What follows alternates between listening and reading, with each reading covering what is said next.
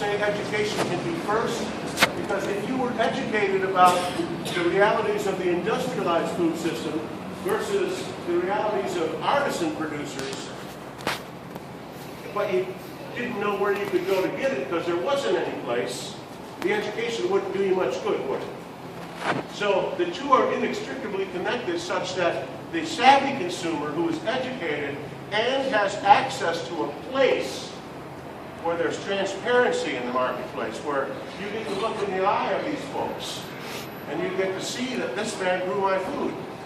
I mean, that's a rare situation today where you actually get to see the person that grew the food that you're going to eat. And so transparency is incredibly important. But access has to be provided. And there is very little access other than fruit stands. And they're wonderful, and I'm glad that Pickett's and others have multiple fruit stands. But what do you do in January? What do you do in February, and in March, and in April, and in May, and in June? What do you do in December? What do you do in November? The reality is, for 8 months, you're subject, whether you like it or not, unless you're skilled in home food preservation, you're subject to the industrialized system again. A system that you don't know who the grower is. You don't know where it was grown. You don't know how it was grown. You don't know when it was harvested. And you don't know if it was safe, if it is safe. And if in the case of meats, I don't know how many noticed 5 or 6 years ago that we got these big labels now cautioning us that, you know, you better cook this chicken. And you better cook it to at least 175, 180 degrees, or you're likely to get sick. Yes? That's a job Mom used to do. What? Mom used to say, cooking chicken. Right. So the government now is telling us to cook our chicken, and Mom used to do that. You know, Mom used to say cook the chicken. I agree. But we, of course, don't kill the chicken.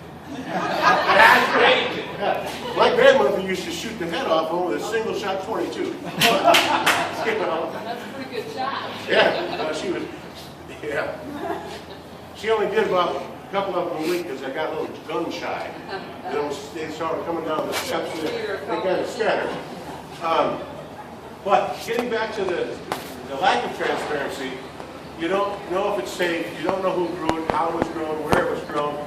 But this is the one thing that really bothers me on the one hand, but on the other hand, it makes me feel like this is a huge opportunity for this precious, precious region. Because the natural environment in southwestern Michigan is very unusual and very conducive to the production of extremely high quality food. And that is the concept of a best if used by date, or the sell by date. You guys look at that when you buy milk? Most of us do, don't we? And it's kind of ubiquitous in the industrialized food system.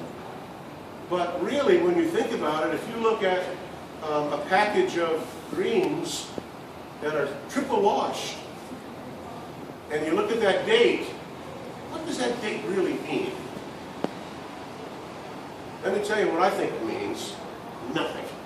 Because the only date that matters in fresh food, fresh produce, is the harvested on date. Moreover, in the case of processed food, you ought to know the time gap between the harvested on date and the processed on date.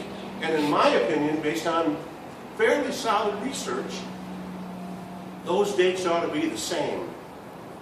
So when I picked the asparagus this morning, by that afternoon, it ought to be processed, either frozen or canned, because you'll get the full nutritional, or 90-some% of the nutritional density if it's fresh. Now, does anybody know, Michigan is a leading producer of asparagus. We used to be a big producer of asparagus. Anybody know where Americans eat their asparagus? I mean, how much asparagus is imported today? Peru. Well, Peru, you're right, but it's two-thirds. Two-thirds of American asparagus consumption is from Peru. Anybody